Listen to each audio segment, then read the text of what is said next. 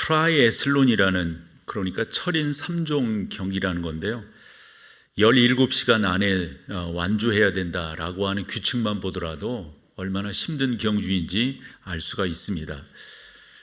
또 하나는 투르 드 프랑스라고 하는 사이클 대회인데요, 높은 곳은 한 2000m 되는 그러한 곳을 지나가야 되고, 프랑스 전역 약 3,400km를 무려 23일간 질주를 하는 대회로, 아마 이 대회가 많이 알려진 것은 미국의 낸스 암스트롱이라고 하는 2005년도에 이 양반이 7연패를 했는데 아마 암을 극복하고 이겨낸 것으로 또 유명한, 그만큼 힘든 경주다 하는 거겠죠. 또 하나는 1978년부터 시작이 된 사하라 사막을 달리는 자동차 경주인데요, 일반적으로 파리 다카르 오프로드 랠리 이렇게 알려져 있습니다. 매년 1월 달에 출발하는데 별명만 보더라도 얼마나 힘든 경주인지 알 수 있는 것은 지옥의 랠리로 불린다고 하니까요. 네 번째로, 매년 알래스카에서 열리고 있는 아이디탈 로드라고 하는 세계 최고의 권위를 자랑하는 개썰매 경주입니다. 약 1600km 정도를 9박 10일간 밤낮 없이 달리는 지옥의 랠리로 알려져 있습니다. 자는 게 아닙니다. 9박 10일간. 왜 이런 경주가 나오게 되는가 봤더니 베링해 지역에 아마 그 바이러스가 창궐했던 것 같아요. 그런데 그 앵커리지에서 거기까지 약품을 갖다 줘야 되는데 방법이 개썰매밖에 겨울철이니까 없는 거예요. 그런 연유에서 지금의 이 경주가 시작됐다고 하는데, 처음 출발할 때는 개 16마리로 출발하는데 얼마나 힘드냐면 그 개들도 달리다가 다 낙오되는 것 같아요. 그래서 들어오는 그 개 숫자가 5마리 이상 되어야 한다. 이런 규정을 보면 얼마나 힘든 경주인지 알 수가 있습니다. 이렇게 말씀드리는 것은 우리의 삶도 경주인데 만만치 않다 하는 거겠죠. 우리가 이 세상을 살아가면서 여러 가지 삶의 경주에서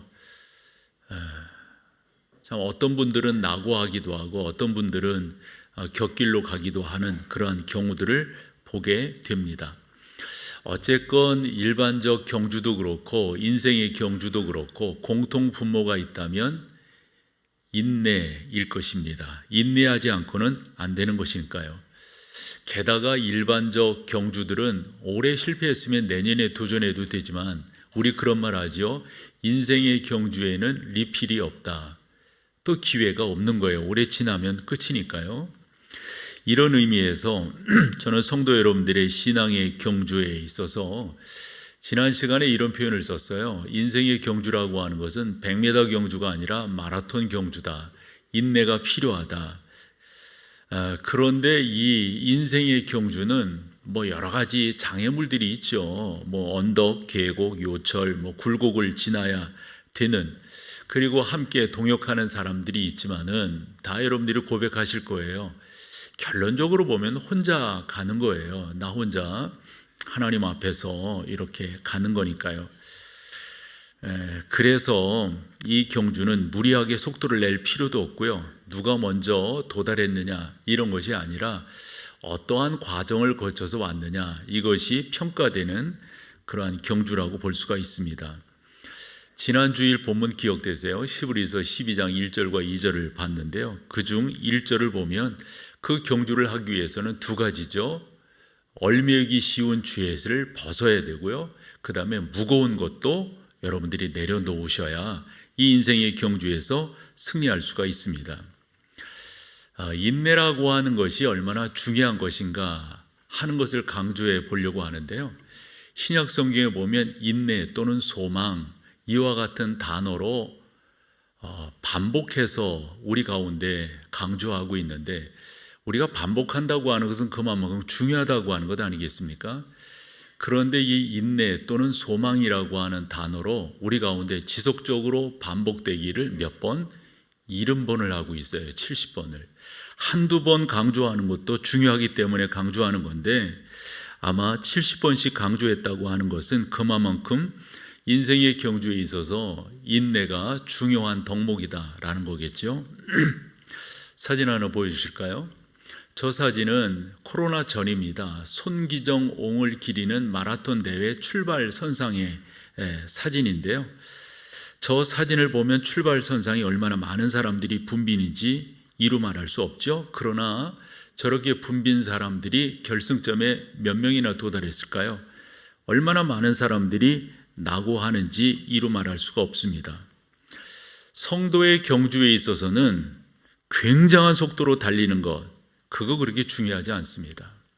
저도 이렇게 목사로서 살다 보면 열정적인 그런 사람들을 볼 수가 있어요. 얼마나 뜨겁게 충성도 대단하고 성경을 배우고 싶어하는 그러한 열정도 대단한 것을 볼 수가 있습니다. 해서 이런 기대감이 있자 저렇게 잘 훈련되어서 주님의 교회에 좋은 일꾼이 되면 좋겠다. 그런데 웬걸 해가 갈수록 그 흐트러짐이 어찌 보면 선두권으로 치고 갔는지 모르지만 자꾸 뒤처지는 그러한 신앙의 삶의 경우들을 보게 된다 하는 겁니다. 그런 식의 표현들을 할 때가 많아요. 목사님, 저 시험 들었어요. 왜 시험 들어요?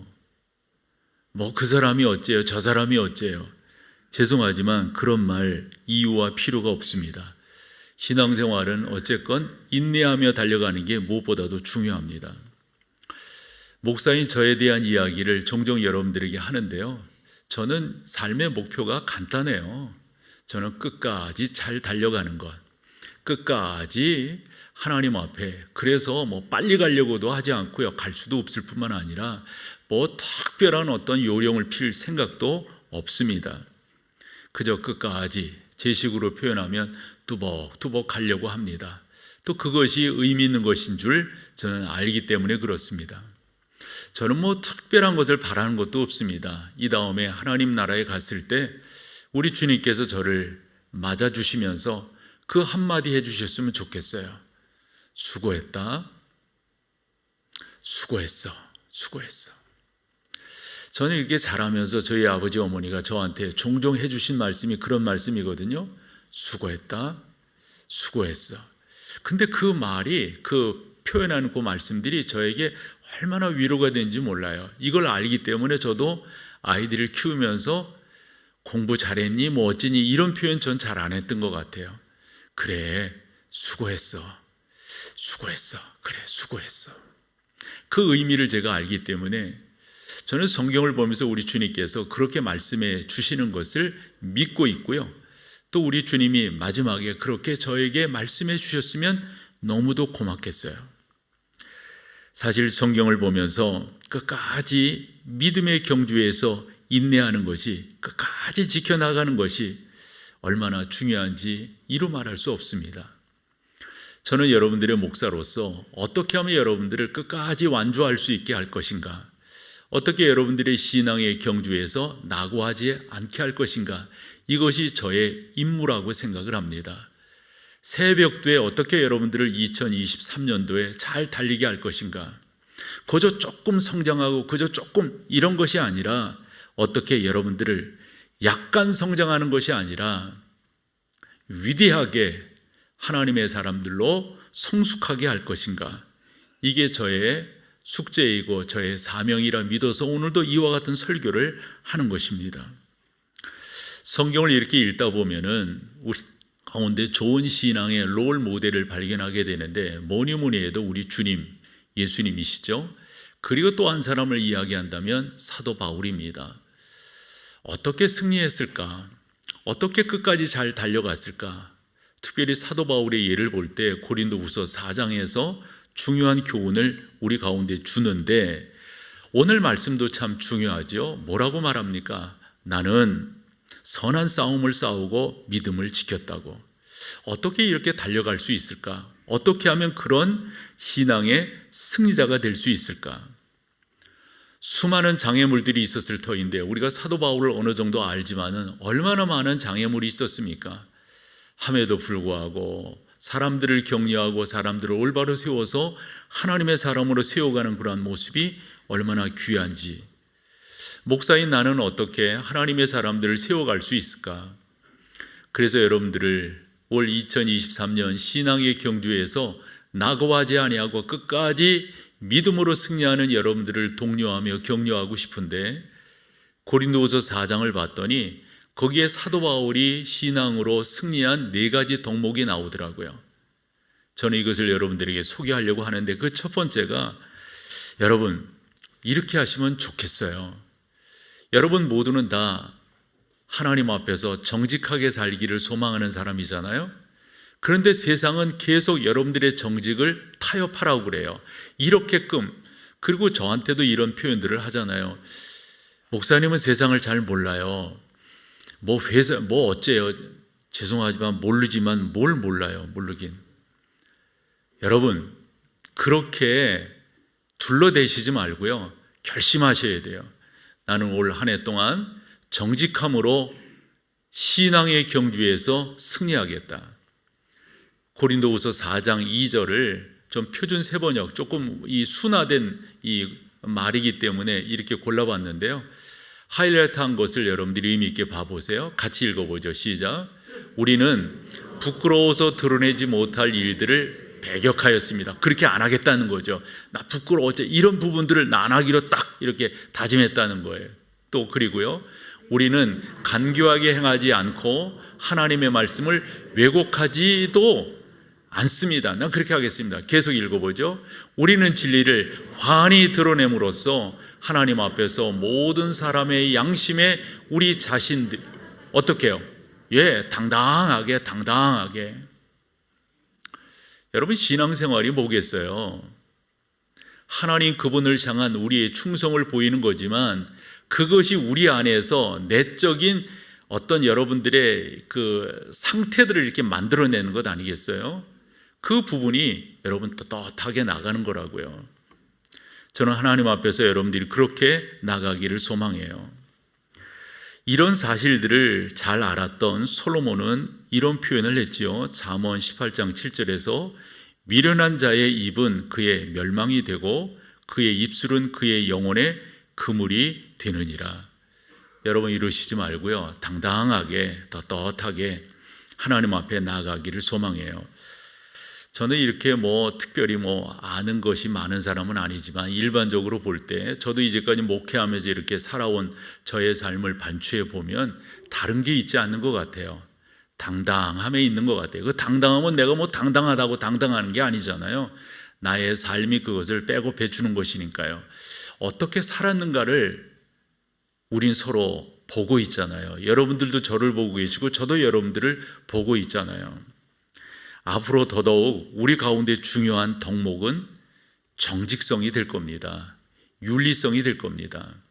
우리가 이제까지 산 어떤 삶의 현장에는 조금씩 빈틈들이 많았는데요, 앞으로 세상은 훨씬 더 빈틈이 없는 그러한 세상이 될 겁니다. 빌 그레이엄 목사님이 작년에 돌아가셨는데, 그분이 돌아가시기 전 많은 사람들이 존경을 받았다, 이렇게 알려져 있습니다. 존경을 받은 이유가 뭘까? 한결같이 빌 그레이엄 목사님의 정직함이라고 이야기합니다. 그래서 저도 여러분들에게 그렇게 권면을 하면서 올 한 해 승리하기를 원하실 터인데요, 꼭 여러분 타협하지 마시고요, 하나님 앞에서 하나님의 사람으로 당당하게 나가시는 여러분들이 되시기를 소망하는데, 우리가 그렇게 해야 될 이유가 있어요. 그 첫 번째는 우리를 지금도 지켜보고 계시는 주님이 계세요. 주님이 나를 지켜보고 계세요. 근데 그 지켜보시는 그 표정이 얼마나 우리 주님 진지하신지 몰라요. 그분 실망시켜드리고 싶지 않아요. 그분이 나를 어떻게 사랑하셨는데, 그분이 나를 어떻게 인도하셨고 지금까지 이끌어 오셨는데, 저희 어머니가 저를 어떻게 키웠는지 저는 잘 알아요. 우리 어머니도 농담 삼아 그런 말씀 하시지만, 내가 너 아니었으면 네 아버지랑 안 살았다, 종종 그런 말씀 하셨어요. 종종. 우리 아버지가 참 괜찮은 분인데 우리 엄마는 좀 그렇게 마음에 썩 안 들었었나 봐요. 너 아니었으면 네 아버지랑 안 살았다. 그 어머니가 저를 어떻게 키웠는지 제가 알거든요. 저는 어려서부터 실망시키고 싶은 그런 마음이 없어요. 이렇게 살아야 된다. 그러면 그 길을 곳곳하게 걸어왔어요. 그거 바라보면 안 된다. 거기 가면 그 지키면서 살아왔어요. 커서 믿음의 사람이 되고 주의 사역자가 되면서 제 안에서 지키고 싶었던 게 그거예요. 나를 살리신 주님이 어떤 분이신데, 오늘 새벽 시간에도 이제까지 우리가 이 교회라고 하는 게 이 어떤 과정을 통해서 이 교회가 세워진 건데, 빌립보서 2장을 봤더니 사도 바울이 빌립보 교회가 좀 힘들었었나 봐요. 그 빌립보 교회를 사랑해서 그가 분신처럼 생각하는 디모데를 그 가운데 보내는 거예요. 그리고 빌립보 교회에서 파송한 그 사역자를 다시금 이 에바브라 디도를 또 빌립보 교회로 보내는 거예요. 그 보내는 바울의 마음은 여러분, 그 성경에는 다 낱낱이 기록되어 있지 않지만 들여다 보여지는 게 있어요. 이타적 삶이라는 거 있잖아요. 교회를 얼마나 사랑하는지, 자기는 힘들어도 괜찮다는 거예요. 도움을 주는 사람이 없어도 된다는 거예요. 나는 어려워도 괜찮다는 거예요. 주님의 교회가 세워지기를 소망한다면. 이렇게 초기 기독교가 세워졌어요. 저는 어릴 때 70년, 80년대 교회가 어떻게 세워지는 걸 죄송하지만 봤잖아요. 이 교회가 어떻게 세워진 건데,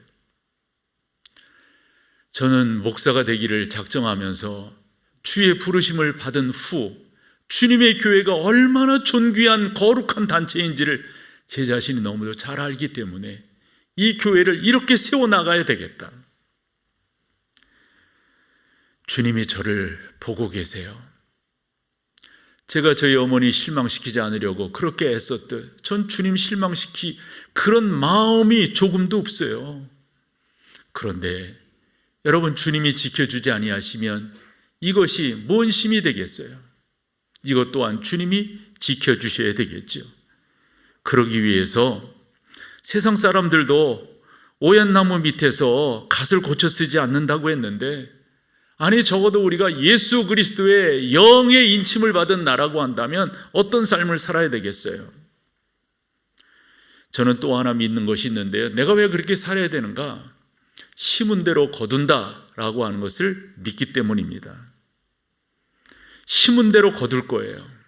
가만히 보면 저는 저희 아버지를 닮았고요. 가만히 보면 제 아들은 겉모습은 지 엄마를 조금 닮았지만 이 속은요, DNA는 제 거예요. 누가 뭐라 해도 걔는 내 아들이에요. 이게 다 담는 거예요. 담는 거예요. 심은 대로 거두는 거예요.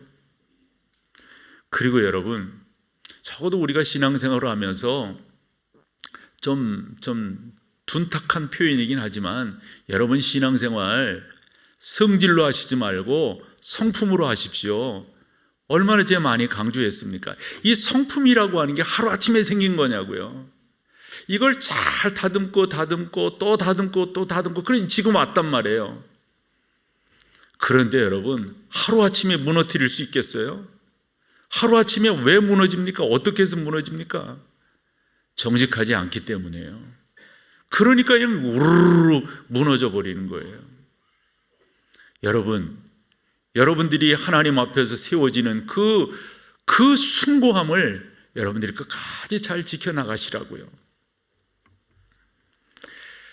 심리학적 표현 중에 이 확증 편향이라고 하는 말이 있더라고요. 확증 편향. 보고 싶은 것만 보고 듣고 싶은 것만 듣는 거예요. 우리말에 쇠기의 경일기라는 말이 있잖아요. 그런데 이 확증 편향이라고 하는 이 말을 이 교회 안으로 끌어와오면 이런 식의 표현이 될 수 있더라고요. 성도들 가운데 영적 확증 편향 있는 분들이 계세요. 자기가 듣고 싶은 것만 듣는 거예요. 그 보고 싶은 것만 보는 거예요. 여러분, 그러시지 마시고요. 하나님께서 우리 가운데 뭐라고 말씀하셨는가? 인생의 경주에서 승리하기를 다 원하실 터인데, 다시 한번 여러분, 첫 번째로 여러분들이 하나님 앞에서 정직하겠다고, 그래서 나와 함께하는 사람들 가운데 내가 정직하게 나가겠다고. 두 번째로 인생의 경주를 잘 여러분들이 하시기를 소망한다면 겸손해지시는 거예요. 이것만큼 또 의미 있고 중요한 것이 없습니다. 고린도후서 4장 7절에서 사도 바울이 그와 같은 교훈들을 하고 있음을 우리가 보게 됩니다. 솔로몬도 마찬가지예요.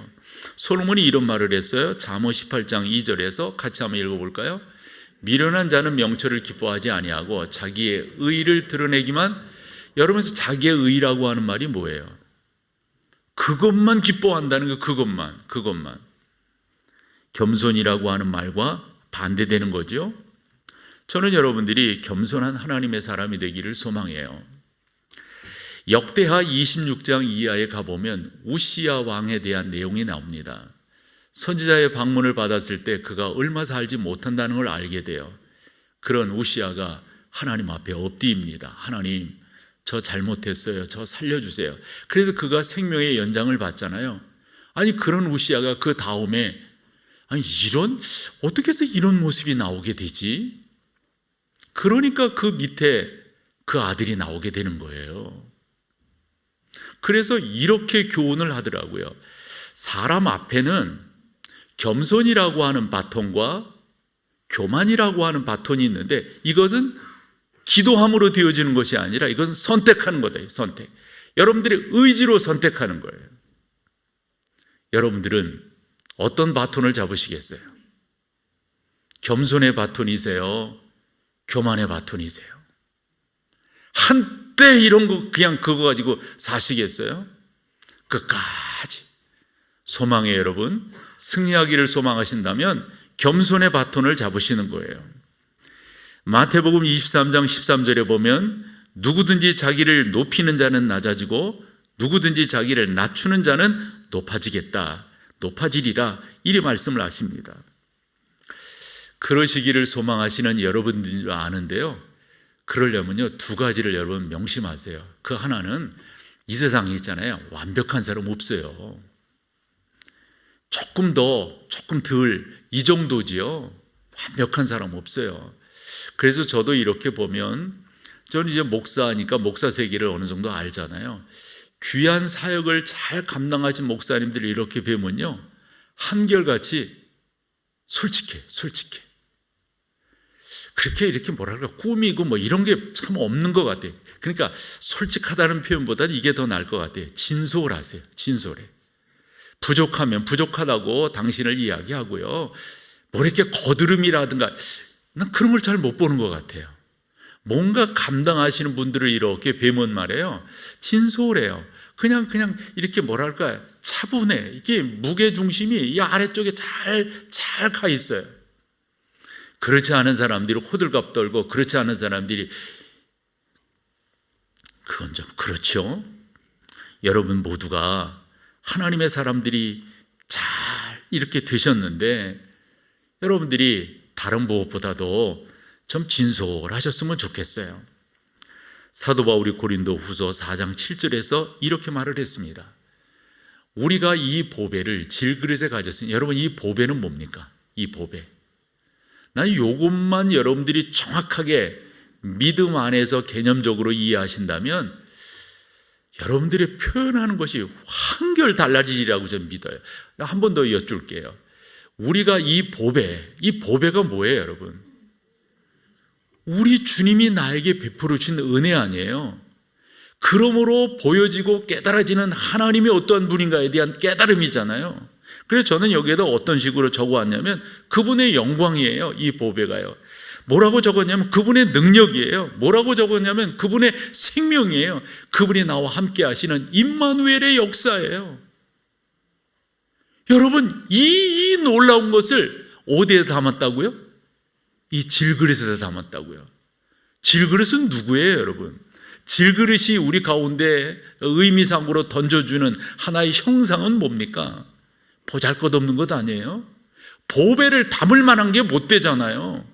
그런데 그 보배를 이 보잘것없는 내 안에 담으셨다는 거예요. 누가요? 내가 담은 게 아니에요. 보면은요, 우리 주님이 담아주셨어요. 주님이 담겨주셨어요. 우리 안에요. 그분이 찾아와 주셨어요. 그분이 너는 내 것이라 지명하여 주셨어요. 이건 내가 하는 게 아니에요.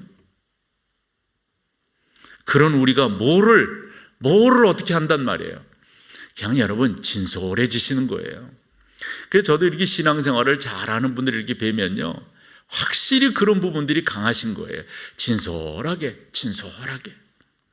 또 하나, 여러분들이 겸손하심으로 승리하기를 소망하신다면 다른 거 아니에요, 여러분. 섬기는 거예요. 섬기는 거. 우리 주님이 그렇게 하셨고요, 하나님의 사람 바울이 그처럼 했다고 하는 것을 우리가 압니다. 이 겸손으로 나간다고 하는 게 무엇보다도 중요합니다. 성공의 옷을 입기를 많은 사람들이 원하고, 또 그렇게 애쓰고 수고하고 새벽 시간부터 늦은 시간까지 땀을 흘리고 있습니다. 여러분들이 애쓰고 수고하시고 땀 흘려야 될 것은 내가 어떻게 하나님 앞에서 진솔할 수 있는가? 그것은 하나님의 사람들인 여러분 앞에 그렇게 되는 거죠. 다른 거 아닙니다, 여러분. 섬김의 삶을 살겠다고. 그래서 하나님의 사람, 성령이 함께하는 사람의 그 일관된 특징들을 이렇게 살펴보면요, 확실히 그런 게 강한 거예요. 강한 게. 그것을 우리가 다른 식으로 논증을 한다면 이기적인 삶이 아니라 이타적인 삶을 사는 것. 오늘 새벽에 큐티한 빌립보서 2장의 내용도 똑같다고 봐요. 바울 감옥에 있었어요. 자기도 힘들고 어려워요. 그러나 빌립보 교회를 생각하니까 자기를 돕고 있었던 디모데라든가 에바브라 디도라든가 안 보낼 수가 없는 거예요. 그러면서 이들을 보낼 때 그들을 참 귀하게, 참 추천하고 귀하게 이렇게 표현해 주는데, 저는 그 성경을 읽으면서 바울이 그렇게 말을 해요. 이들을 여러분들이 잘 맞이하시는데 이들은 존귀한 자다, 이런 말을 해요. 여러분들이 여러분과 함께하는 사람에게 당신은 존귀한 자입니다. 이건 엄청난 고급스러운 표현이에요. 성탄절 되고 또 새해 되고 그럴 때 서로 이제 문자로, 요즘은 SNS가 원체 발달했으니까 카드 보내는 그런 세상이 아니잖아요.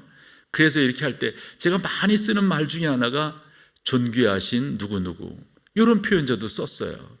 그것은 제 나름대로 상대방을 아주 높여서 저는 극존칭이라고 생각해요. 우리 주님께서 우리를 그렇게 생각하시는 거예요. 그러니 여러분, 나야 납니다 이럴 수 있겠어요?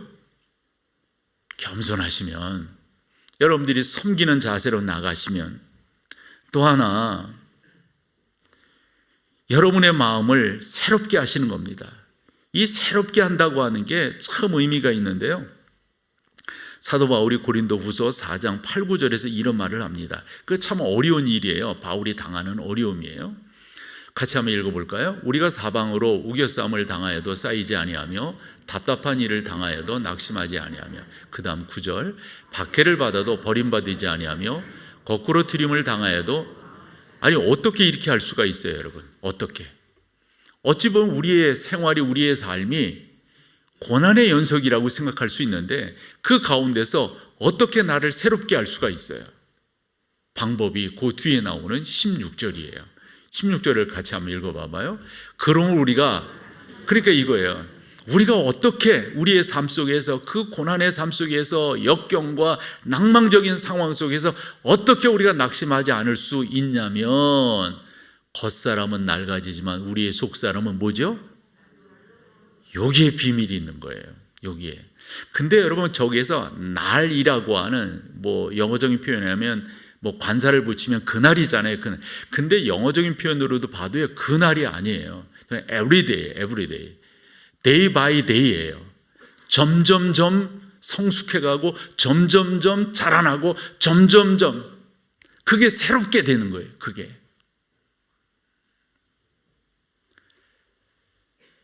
어느 그 표현을 봤더니 이런 표현이 있더라고요. 오늘 하루도 나는 부활의 영으로 살겠다. 아니, 부활이라고 하는 것은 한 번 하는 거잖아요. 근데 오늘도 나는 부활의 삶으로, 내일도 나는 부활의, 그러한 의미를 저는 루터가 그중 잘했다라고 저는 믿어요. 루터는 뭔 말을 했냐면, 나는 날마다 세례를 받노라. 여러분들이 어떻게 인생의 경주에서 승리할 수 있단 말이에요? 날마다 여러분들을 새롭게 하시는 거예요. 오늘은 내일과 달라야죠. 내일은 오늘과 달라야죠. 어떻게 해요? 날마다 새로워지는 거죠. 성숙해가는 거죠. 그러면 또 질문이 생기잖아요. 어떻게 할 수 있는데? 어떻게? How to? 어떻게 하는 건데요? 어떻게? 두 가지예요. 포스터 보여주세요. 무슨 포스터입니까, 여러분? 같이 한번 읽어보세요. 시작. 아이고, 너무 속내가 들여다 보인다, 이거. 아주 그냥 속이 그냥 들여다 보이는데, 성경 통독 마라톤 프로젝트예요. 이틀 전에 담당 목사님에게 어느 정도 등록하셨어요? 그랬더니 목사님, 이번 주 지나야 완전 통계가 나오는데요, 거의 한 500명 이상 이렇게 등록하신 것 같아요.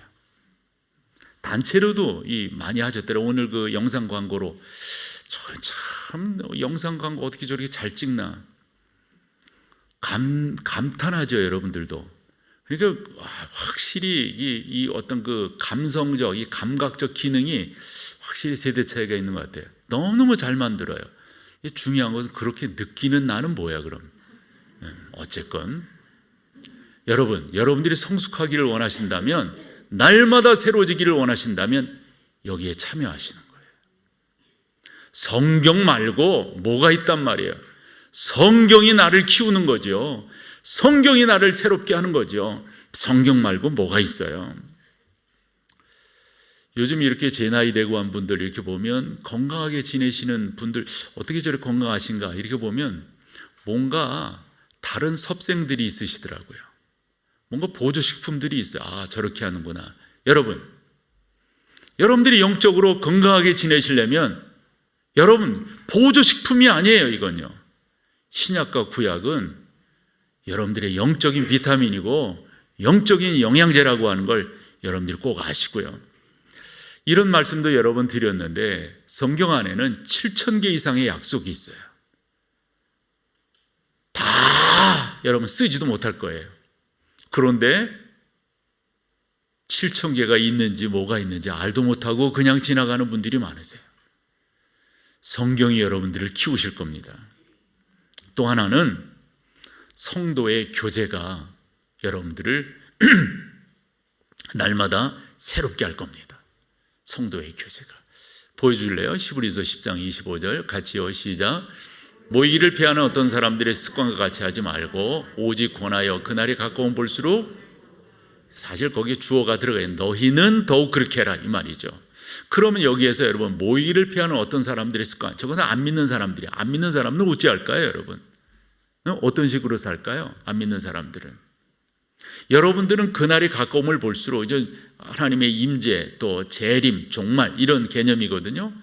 더욱 우리는 그렇게 하라는 거예요. 그럼 어떻게 하라는 거예요? 안 믿는 사람들과 믿는 사람들의 삶의 방식은 다르죠. 그 믿는 사람들은 24절입니다.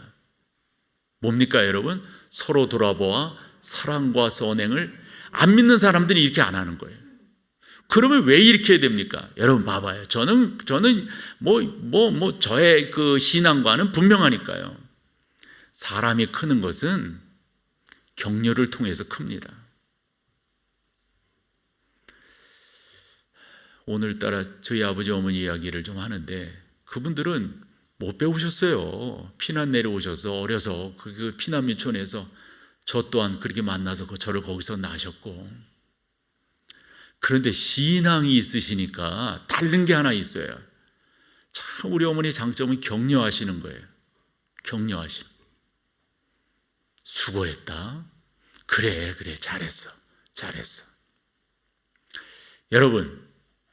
여러분들이 신앙 안에서 승리하는 것은 옆 사람들의 그런 격려로 여러분 세워지는 거예요. 여러분들이 자녀를 다 키우셔서 아실 터인데요, 자녀들이 용기 있게 100배 나가는 그런 그 어떤 그 원인 어디 있어요? 그게요, 격려 말고 더 없어요. 격려 말고. 그래서 저는 더더욱 결심하는 게 뭐냐면, 나의 남은 인생에 있어서 나는 많이 격려할 거다. 나는 많이 격려하고 많이 축복하고 많이 하나님의 사람들을 키우다가 나는 이 무대에서 내려가겠다. 이게 저의 결심이에요. 저는 오래전에 결심했으니까요. 사람은 여러분, 그런데 영상예배로 신앙생활 대신하시겠다고요? 얼마 못 갈 거예요. 많은 사람들이 우리 교회 영상예배 끊었다고 그러니까 걱정 아닌 걱정하더라고요. 왜 걱정하는 건데요? 이건 한국교회가 다 참여해야 될 일이에요. 성도의 신앙의 성숙이라고 하는 것은 만남을 통해서 이루어지는 거예요. 우리는 서로 격려를 통해서 하나님 앞에 이렇게 공동체로 모여서 이렇게 열심히 하는구나, 이렇게 신앙생활 하는구나, 이렇게 하나님 앞에 열심히 쓰고 있구나, 이런 것들을 서로 보고 느끼고 서로 교제하면서 우리는 키워지게 될 겁니다. 다음 사진 하나 보여주세요. 새해 결심, 작심 3일 이유는 92% 정도가 사실 그래서 저는 작심 3일이 아니라 작심 10일 이렇게 고치는 건데 안 하는 거예요. 안 하는. 이유가 어디 있을까요, 여러분? 함께 동역하지 않기 때문에 그래요. 교회가 참 귀하고 좋은 것 중에 하나가 함께 독려하고 우리 함께 하자고, 함께 기도하자고, 함께 예배하자고, 함께 성경 통독 프로젝트에 참여하자고. 이 정도 말했는데는 못 알아들었다. 영적 편향성이 있는 거예요, 그러면. 너무했어요, 이거. 여러분, 이렇게 하지 아니하면 좀 이렇게 건강한 관용꾼은 아니지만 말짱 도루묵 될 거예요. 조금 신앙생활 하는 것 같은데 왠지 한 가지 더 영원한 것에 초점을 맞추셔야 돼요. 영원한 것에. 또 사진 하나 보여주세요. 남자들 기억나세요? 그냥 저는 사진 하나 캡처해 온 건데 제 사진은 아니고요. 우리 군대 있을 때 행군하잖아요. 뭐 예를 들어 100km 행군, 3박 4일 100km 행군한다 그러면 잠자는 거 하면서 이 행군한다. 그런 행군 잘하는 사람은 어떻게 하잖아요, 여러분. 남자분들 한번. 예로 저는 잘했습니다. 저는 아주 걷고 뛰고 하는 건 아주 체질이에요. 어떻게 하면 될까요? 관점 바라보는 거예요. 운전 잘하는 분들 보면 어디에 시선을 두세요? 어디에? 여러분, 그게 아주 중요한 거예요. 그러니까 여러분들이 이 인생의 경주에서 승리하기를 소망하신다면 마지막에 여러분들의 바라봄의 관점이에요. 영원한 것에 관점을 두는 거예요. 지속적인 게 뭔가, 오래가는 게 뭔가. 고린도후서 4장 17절 18절을 보면 바울의 이야기가 그거예요. 이 세상에 당하는 그런 것들은 그거는 중요한 게 아니라는 거예요. 왜요?